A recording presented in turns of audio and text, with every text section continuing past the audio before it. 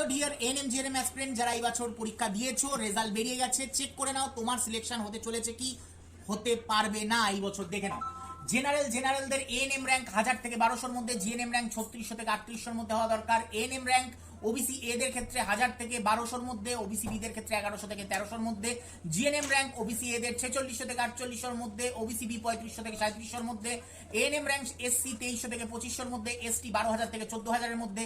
GNM rank এসসিদের ক্ষেত্রে 6200 থেকে 6400, ST 18000 থেকে 20000-এর মধ্যে। এএনএম র্যাঙ্ক ইডব্লিউএস 4400 থেকে 4600, সিভিল ডিফেন্স 2600 থেকে 2800। জিএনএম র্যাঙ্ক ইডব্লিউএস 8500 থেকে 8800, সিডি সিভিল ডিফেন্স 6000 থেকে 6200। অরফ্যানদের র্যাঙ্ক যেতে পারে এএনএম এর ক্ষেত্রে 35000 থেকে 45000, জিএনএম এর ক্ষেত্রে 60000 থেকে 65000।